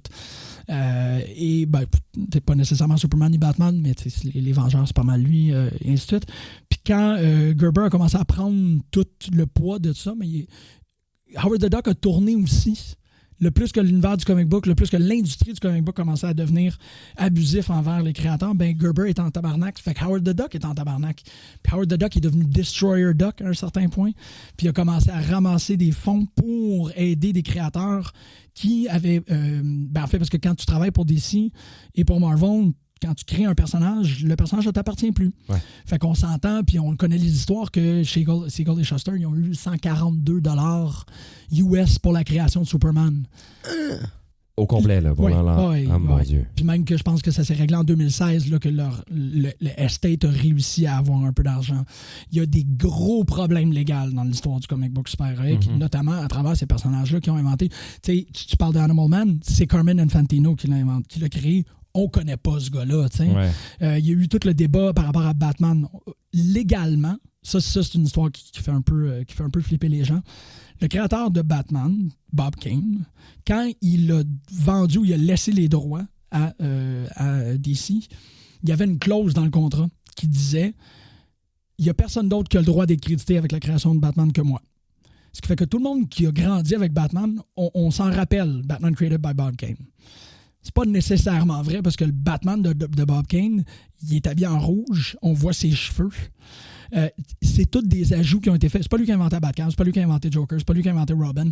Tout ça, c'est d'autres personnes, dont Jerry Robinson, toutes des personnes qui ont été perdues dans l'histoire. Ouais. Gerber, il était de même. Gerber, c'était un gars qui était en sacrament qu'on oubliait ces noms-là. Puis à chaque fois qu'il était vraiment fâché, il envoyait Howard the Duck. Fait que Howard the Duck, c'est un personnage à l'interne qui démontre la colère de qu'est-ce que vous êtes en train de faire. C'est comme la voix des créateurs à travers le comics. Ouais, exactement. C'est fait cool. que c'est un petit canard en costard avec un cigare qui gueule après tout le monde. Tu peux pas aimer ce personnage-là. Puis à la fin, les acquisitions du Disney qui a acheté Marvel, tout ça, puis que Lucas appartient à Disney. Fait que quand ils ont réussi à ramener, puis c'est pour ça que la fin de Guardians, pour moi, était comme... On a sauvé Howard the Duck parce que Gerber a perdu les droits de Howard the Duck à Lucas. Lucas a vendu à Disney. Disney a racheté Marvel. Fait qu'ils ont ramené Howard the Duck. Puis Howard the Duck est revenu en comic sous Chip Zdarsky avec les acquisitions. C'est vraiment avec l'acquisition de Lucasfilm que ça s'est fait. Parce que les droits étaient partis. C'est ça. Destroyer Duck était comme la transformation pour être capable de continuer à faire du Howard the Duck, mais il n'y avait plus les droits. Il est mort entre-temps, malheureusement. Mais quand Howard the Duck est arrivé, quand il était à l'écran, moi, j'ai eu les larmes parce que c'était un gros repos en paix. Howard the Duck est revenu à la maison. Il fait partie de notre gang maintenant. J'étais comme... Puis c'est Chip Zdarsky qui l'écrit. C'est une grande beauté. Puis c'est juste un petit canard. Il était carré. Puis toi, tu voulais encore défendre Animal Man. Ah oui, c'est ça. Non, mais tu sais, Animal Man, moi, j'aurais tendance quasiment à donner le point à Howard the Duck. Moi, oui, absolument. L'histoire est comme je ne peux lutter contre ce savoir encyclopédique. Non, mais au-delà de ça, mais au niveau du personnage, je trouve qu'il y a quelque chose qui est très poétique de l'univers de la BD. Oui, c'est ça. Je trouve ça absolument... Mais tu sais, Animal Man, c'est... Pour moi, personnellement, c'est ma première conscience écologiste. Sous Grant Morrison, c'est un activiste pétant. Oui, c'est vrai. Les premiers, les animaux, puis en fait, à la fin d'Animal Man, la run de Grant Morrison, tu te rends compte que l'auteur a écrit cette histoire-là au complet à cause du deuil de son chat. Il raconte l'amour qu'il avait pour son chat, puis comment est-ce qu'il trouve que la mort est injuste à cause qu'il a perdu son chat qui s'est étouffé sur un os. Puis tu te rends compte que toute l'histoire de super-héros, toute l'idée de connexion avec un animal, tout, ça provient d'un créateur qui a fait « Hey man, je m'ennuie vraiment de mon minou. » Fait que non, il y a des vraiment belles affaires du côté d'Animal Man. Vraiment de mon minou. Ouais, c'est un peu... Alors, les gars, mon Dieu, on a tellement de plaisir à jaser tout ça qu'on a fait 3 sur 6 puis on est déjà rendu à presque 1 heure de show. Ben, plus qu'1 heure de show, en fait. Ouais, c'est ça. Il nous en reste 3 catégories. Est-ce qu'on est capable de se les faire... Rapido? On clenche ça. On va commencer avec le vilain le plus surutilisé chez DC, GM. Joker. Yes. Ouais. Puis c'est pas que j'aime pas le personnage, c'est juste que Joker est un personnage d'accompagnement, normalement. C'est toujours la carte, c'est la wild card. Quand tu lis les comics Joker, effectivement, il y a des grands moments de confrontation entre Batman et Joker, mais Batman est toujours occupé, il y a toujours un plan, puis là, Joker, il arrive, tu fais « Ah, fuck! » C'est le Deus Ex Machina de... Exactement. Mais quand tu fais des histoires que c'est lui, puis lui, j'ai des gros problèmes avec ça. Ouais. C'est pas un personnage central. Puis on dirait qu'à chaque fois qu'ils font une histoire de Batman, il faut que tu fasses une histoire de Joker. Puis je suis comme, ça serait super correct que ça soit un personnage tertiaire. Ouais. Il n'est pas obligé d'être, pas qu'il soit pas là, mais que, tu sais, dans le cas, par exemple, de Dark Knight Rises, il y a un moment où Joker prend le dessus dans le récit. Je dis rien sur la performance de Heath Ledger, tout, mais le vilain, ça aurait dû être Harvey Dent. Oui, qu'on a comme pas vraiment rencontré, je trouve, Dent dans cette trilogie-là avec Bale. Parce que Joker, c'est toujours ça. C'est quelqu'un qui arrive, tu fais « Ah man, c'est une force de chaos pure et ultime. Je peux plus rien gérer. » Exact.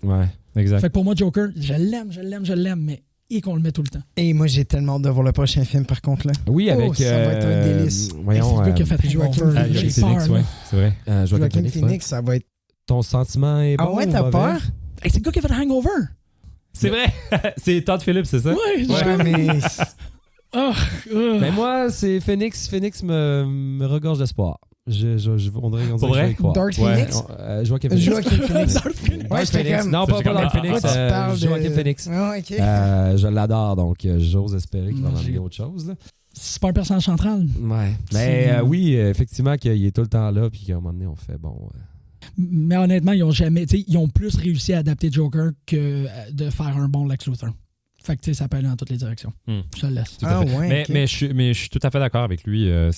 Puis encore une fois, on rentre dans la même affaire dont on parlait depuis tout à l'heure, c'est que dépendant de la personne qui l'écrit, dépendant de qu'est-ce qu'on a envie de raconter comme histoire, tu peux avoir quelque chose de complètement extraordinaire. Tu sais, même sous Scott Snyder, c'était extraordinaire là, d'avoir un Joker qui se disait, moi, ma job, je suis le fou du roi. Le roi, c'est Batman, puis moi, genre, je dois le entertain, je dois trouver le moyen de toujours le faire travailler. Sinon, c'est quoi sa job, le roi?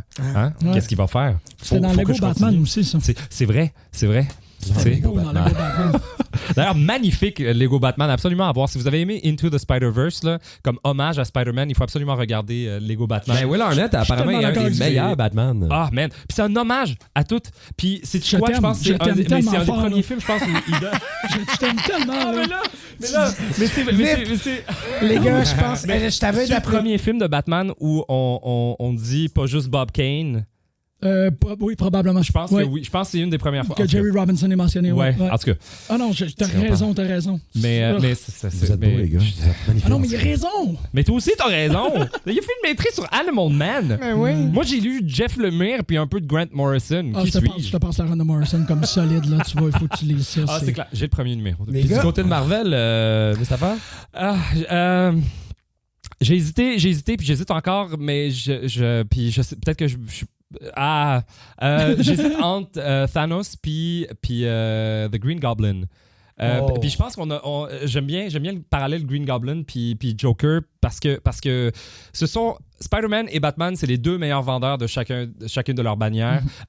Ils ont tous les deux ben trop de comic books. Si t'as envie de lire du Batman, là, t'en as même possiblement trop pour ton mois. Là. Il y en a 4 en même temps. Je pense que Spider-Man, c'est l'équivalent chez Marvel. Je pense qu'il y en a aux 2 semaines. T'sais, généralement, c'est un numéro par mois. Spider-Man, lui, à l'année, son The Amazing Spider-Man, c'était 2 numéros par mois. C'est ridicule la vitesse à laquelle ils travaillent. Je sais même pas comment ils font. Actuellement, Batman est aux 2 semaines. T'as raison. Hey, c'est quand même fou. Puis le problème, je pense... man. J'adore Thanos. J'aime énormément ce qu'ils ont fait avec lui dans Infinity War et tout ce que tu veux. Mais je pense que ce qui est le fun de ces personnages-là, c'est que ce sont des forces immense, tu sais. Pas obligé de choisir, peut-être aussi. Ouais, hein. Wolverine, man. T'avais raison. C'est Wolverine! T'avais raison tantôt, c'est vrai. C'est lame, il est tout le temps là. Mais Magneto, on l'assit où? On l'assit-tu un vilain ou on l'assit un genre. Mais bon. We are the future Charles, not them. Non. C'est quoi? C'est un bon? Ben oui, c'est un bon. Il a raison. Il a raison. Oui, il a raison, mais est-ce qu'il est dans une chaise de vilain ou dans une chaise de méchant Magneto? Magneto? Ah, man, ben, je sais pas, dépendant de... Ben, il en a fait des atrocités, le Moses. Ouais. C'est parce que si tu veux qu'on rappe ça, parce que là, il a dit qu'il aimait Cyclops, on peut rentrer dans une grosse conversation. Cyclops, il a jamais été plus cool les 10 dernières années quand il a fait « Ah ouais, Magneto a raison ». Puis là, son visor, c'était plus une ligne, c'était un X. Il était ultra extrémiste, il était paramilitaire, c'était malade. Mais il est switché evil un peu. Genre, non, il a changé de camp philosophique. C'est vrai. Il n'est pas nécessairement méchant. Ouais, c'est ça. Il y a une ligne pas claire dans C'est un loyal, en tout cas. C'est un loyal envers les mutants. Ouais, mais c'est un loyal. Oui, en fait, c'est ça. C'est un méchant d'un point de vue humain, mais d'un point de vue exactement. humain. Exactement. Et là, la ligne de Magneto, c'est qu'il dit c'est ça. Les humains sont... l'ennemi. Ben non, mais c'est qu'ils vont se faire dépasser par Homo supérieur. Fait que pourquoi est-ce qu'on les prendrait en pitié? Ils nous pitchent des roches. Ouais. C'est vrai. Ouais, exact. On n'a toujours pas déterminé. Green Goblin? Green Goblin? Ouais, à la limite, j'ai envie de dire, parce que je suis beaucoup plus proche de l'univers de Spider-Man que du cosmique qui concerne Thanos. Mais ouais, peut-être Green Goblin, juste parce que il y a ben trop de goblins dans la vie de Spider-Man en général. Pour ce qui est, sont pas si pertinents. Ben, si c'est pas Norman Osborn, c'est son fils. Si c'est pas son fils, c'est on sait pas qui. Puis là, à un moment donné, on est comme, c'était pas lui, puis on sait plus. Puis si c'est pas lui, c'est The Hobgoblin. Si c'est pas lui, c'est à un moment donné, je pense qu'il y a même un Grey Goblin ou un affaire comme ça. Demo Goblin. Puis à la fin, les goblins en général, de l'univers Spider-Man. À un moment donné. Mais il y a des moments absolument précieux aussi avec ce personnage-là.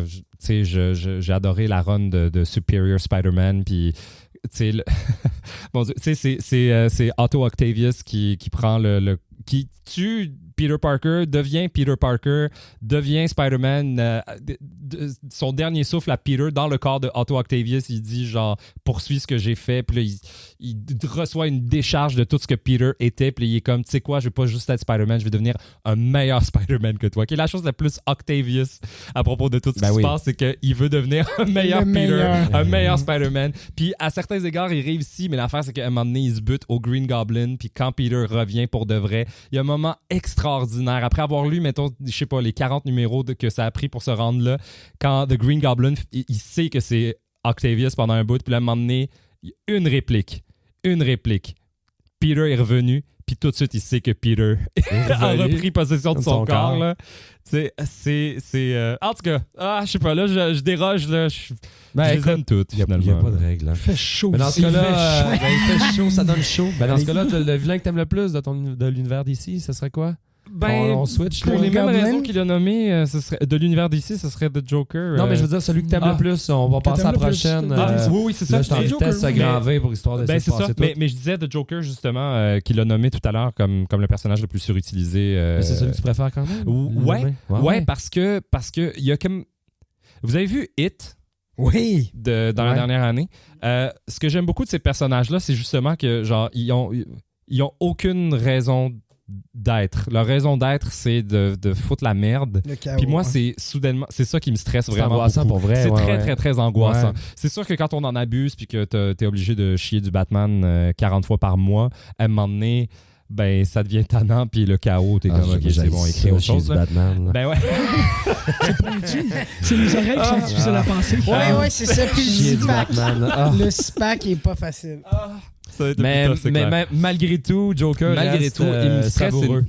Tu sais, dans The New 52, à un moment donné, il décide qu'il est pas assez stressant, il se découpe le visage, s'enlève le visage, puis il décide de le porter, mais comme un masque. Fait que il a son vrai visage, mais qui est porté comme un masque. Porté comme un masque. C'est la chose la plus déroutante et désagréable que j'ai eu le déplaisir de lire. C'est vraiment... C'est psychopathe. Oui, complètement. Ouais. Complètement. Puis tu sais, tu fais quoi? C'est quoi? Tu raisonnes comment avec ça? Ouais, j'avoue que... De la même manière que It me stresse parce que c'est une horreur cosmique. Oui, c'est comme l'horreur existante, là, ça.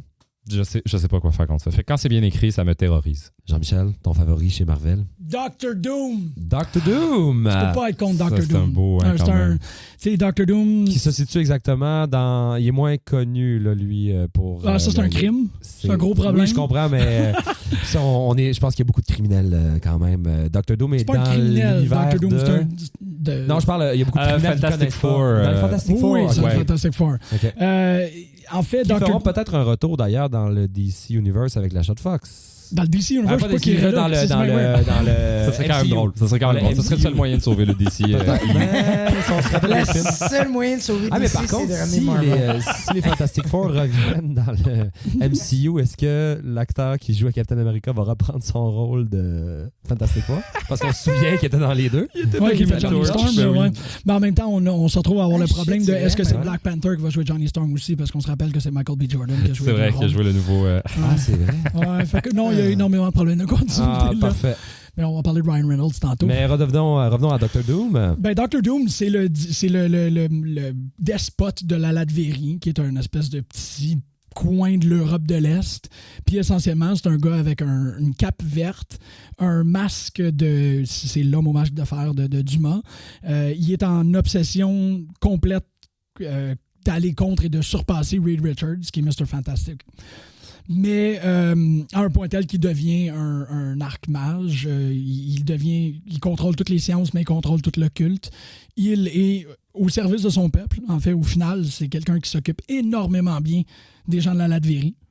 Tout le monde le considère comme juste le meilleur roi, parce que c'est un roi, possible. Donc, tu fais jamais chier en Latvérie, parce que dès que t'es chez eux, il est comme, t'es chez Doom.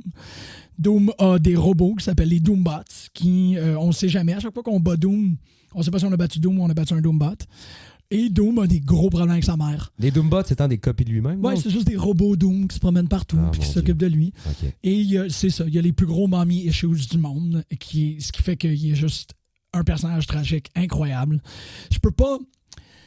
En fait, la question et la réponse est un peu piégée parce qu'essentiellement, quand je réponds Doctor Doom, je peux pas le justifier. Ce que je fais, c'est que je compte sur les personnes qui écoutent votre émission de faire « Ouais, Dr. Doom ». Parce qu'une fois que tu comprends Dr. Doom, tu peux pas lâcher Dr. Doom. Ouais. Mais tu peux pas expliquer Dr. Doom. Ça se feel. Ouais, je comprends. Est-ce que tu aurais des... je suis un peu un néophyte, justement, de Dr. Doom. Puis est-ce que tu aurais des choses des bandes dessinées en particulier à lire, des runs de BD à lire en particulier, de Doom, ou des auteurs qui l'ont touché? Ben moi, Hickman, évidemment, avec la fin de Fantastic Four, ça a vraiment été un gros bout. Tout ce que... ils comprennent un peu qu'ils sont dans une danse cosmique, mais tout ce qui est les mini-séries pour lui. Il y a vraiment énormément de petites séries qui sont consacrées à lui. Ouais, c'est ça. C'est des 6 numéros. Ça s'appelle Doom, Books of Magic, whatever. Super. Ça, n'importe quoi que tu as comme juste une histoire qui est isolée par rapport à lui, tu te retrouves à totalement le comprendre. Ouais. Puis ça embarque très bien actuellement avec c'est Dan Slott qui faisait Spider-Man, qui a laissé Spider-Man and Expanser, puis là, c'est lui qui fait Fantastic Four, puis il y a des très bonnes histoires de Dr. Doom. Mais Doom, ça se feel. C'est vraiment juste... Tu l'aimes. Puis je dis pas tu l'aimes ou tu l'aimes pas. C'est que tu peux pas l'aimer, parce que si tu l'aimes pas, c'est juste que tu l'as pas compris. Il parle de lui à la troisième personne. Tu peux pas avoir un meilleur super-héros que quelqu'un... Tu parles de lui à la troisième personne. Ça se raconte bien à la troisième personne quand tu parles de toi. C'est le seul. Il est extraordinaire. Dr. Doom. Je fais ça vite, là. À découvrir. Puis on va terminer avec ma catégorie qui me fait bien rire. Moi, j'aimerais que vous me nommiez la pire adaptation cinématographique de toute l'histoire. On peut inclure télévisuel également. De l'univers opposé. Ah oui? À moins que vous en ayez une dans votre univers que vous avez besoin de nommer, mais vous allez sûrement être d'accord. GM, tu veux commencer? Ouais, je capable. Du côté de DC? Ben, j'ai pas le choix de chier sur Green Lantern. Parce que je comprends même donc. le gars qui jouait Green Lantern, il est allé jouer dans un film de Marvel pour chier sur qu'est-ce qu'il a fait dans DC. Ouais, c'est ça. Fait que je peux... Ryan Reynolds a fait la job pour moi, essentiellement. C'est un vrai désastre. Ben, c'est épouvantable considérant qu'on s'entend en tant que lecteur de Green Lantern, c'est une grande œuvre. C'est vraiment un gros texte super intéressant. Tu peux faire des affaires de fou avec ça. Puis ils ont fait un ouvre bouteille qui brille dans le noir, essentiellement. C'était épouvantable. J'ai rien compris à ce film-là. Je sais pas. Je l'ai vu. En plus, je pense que je l'ai vu chez mon père. Puis il avait mis le mode 120 Hz là, sur la télévision. Fait que là, tout avait l'air d'être un soap. Fait que c'était déjà que le film était pas très bon. Je sais pas. Non, pas tout à fait. Je sais pas, man. C'était... En plus, j'avais tellement d'attentes. J'étais comme, hey, Ryan Reynolds, bon choix quand même. Là. Puis c'était le réal de Casino Royale, puis de GoldenEye, puis tout. Puis j'étais comme, finalement, un échec total. Qu'est-ce qu'ils ont fait? C'était fantastique. Qu'est-ce qu'ils ont fait? Mon Dieu. Puis de ton côté, Mustapha, le pire film DC? Non, pire film Marvel. Là, ils vont se perdre tes auditeurs. C'est parce que là, je suis désolé, mais fais quelque chose, vous défendez et détruisez tellement bien l'un et l'autre. Ouais, l'affaire, c'est que vous êtes comme une équipe contre les comics. Non, c'est ça. Oui, on s'attendait à de la discorde. Au contraire, Joe, ils ont fusionné tel les... Mais tu vois, moi, j'abdique, genre, je me prosterne devant Jean-Michel parce que clairement, il en connaît des tonnes, là. Mais je pense que j'ai au moins passé l'étape de... je connais juste assez ça pour pouvoir dire, genre, c'est difficile de détester les choses parce que là, soudainement, je m'attache à des noms d'auteurs, des noms de dessinateurs, des trucs comme ça. Fait qu'une fois que tu rentres là-dedans, soudainement, t'es comme... C'est plus peaceful, je pense. Absolument. C'est vrai qu'un espèce est plus dure. Il y aura des ratés, mais il y aura des réussites. Mais la pire adaptation... La pire adaptation. OK, si on se fie juste au MCU, les 22 films qu'ils ont fait... Dans le MCU, c'est intéressant. Le pire du MCU, ce serait? Ce serait juste parce que j'arrive même pas à m'en rappeler.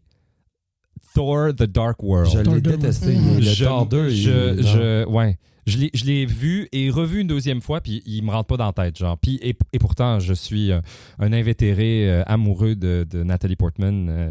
Je suis désolé, ma chère copine. Puis même elle n'a pas réussi à te faire... Mais non, parce qu'elle a l'air complètement désintéressée du projet. Ça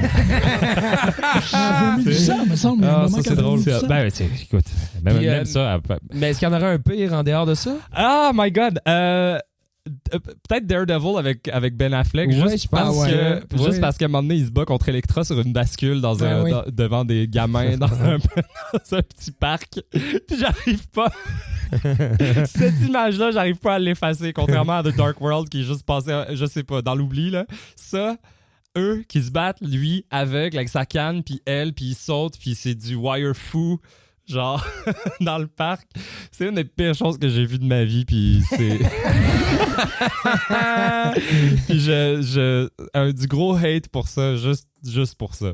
Juste pour ça. Mais il y en aurait d'autres, je pense, qui mériteraient mieux, mais cette scène-là m'a tué. Non, mais je pense qu'on parle d'un bon raté. Là. Ah ouais, c'est un gros raté. Ouais. Complètement. Qu'est-ce qu'on espère pour la suite de tout ça? Est-ce que vous êtes rassasié du MCU ou on continue? Est-ce que vous trouvez pertinent que ça progresse encore, qu'on continue d'explorer des affaires ou ça pourrait avoir une clôture, cette histoire? Ouais, parce que selon votre opinion, nous autres, on appelle Marvel tantôt. Ouais, en fait, je suis en ce moment en train de parler avec Kevin Feige. Avec l'hologramme de Stanley. Mais oui, est-ce qu'on est à l'eau MCU ou on veut que ça continue ou ça risque de se perdre comme...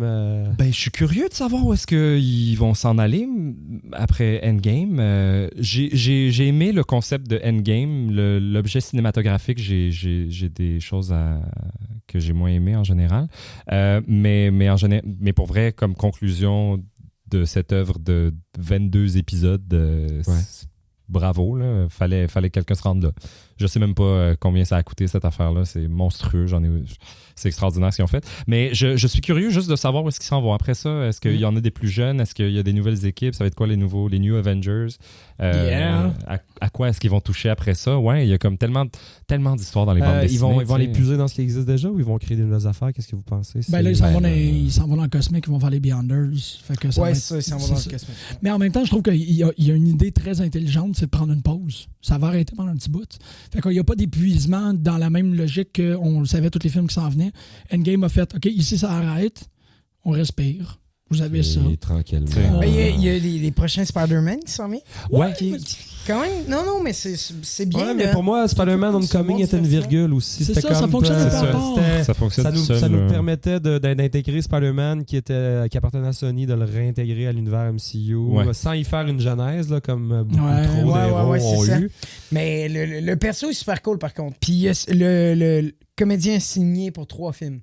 Ouais, je pense que ça ne rappelle peut-être plus, là, mais il l'a fait. Ouais, c'est ça, il l'a fait. Puis, est-ce que DC va réussir à créer vraiment son DCU? Ben moi, de mon bord, je défends toujours plus l'univers télévisuel de DC. Je trouve que si tu y vas dans l'inverse, Marvel a le dessus filmiquement, mais DC a le dessus télévisuellement. Okay. Les téléséries de Netflix sont correctes de Marvel, mais tout c'est ça, tu sais, j'essaie d'être généreux. Laquelle, quoi? Ben, Daredevil passe, mais pour moi, les autres, ça n'a pas collé. C'est ça, mais tout ce qui est CW, là, ils rendent ça à la planche, puis là, ils sont en train de faire Crisis, avec Legends of Tomorrow, Supergirl, Flash. Donc Watchmen, ça trouve être HBO. Mais ça trouve être DC également, dans le fond. Oui, mais ils vont pas l'intégrer. Ce que le fun avec l'univers télévisuel de DC, c'est que les personnages Flash apparaissent dans Supergirl. Tu sais, ça, je trouve ça vraiment, vraiment trippant. Fait à mon avis, DC a juste pas vraiment besoin de s'occuper de son univers de cinéma. Continue à faire de la bonne TV. C'est la Christie de bonne TV. Puis, à la limite, tu sais, DC, ils ont toujours eu la cote côté one-shot. Voici une histoire contenue de quelque chose. Fait que, tu sais, si c'est ça leur créneau pour la suite des choses, sans partir d'ultra-univers. S'ils font un film de The Joker, mais c'est genre un univers par-ci, voici un nouveau Batman. En même temps, je suis sûr qu'ils vont vouloir l'argent de Marvel, fait qu'ils vont continuer avec leur envie d'avoir un univers, etc. Mais je trouve que il y a comme quelque chose de vraiment le fun avec le fait qu'il y a tellement de belles histoires contenues dans un 40 pages, là, de 60 pages là, de DC. C'est extraordinaire là, ce qu'ils réussissent à faire quand ils sont pas obligés de raconter... Superman ou chier des Batman 4 fois par mois, comme je disais tantôt. Mais puis même là... Mon nouveau roi, maintenant. Mais non. Moi, Ben les gars, c'est pas vrai, je me prosterne en premier.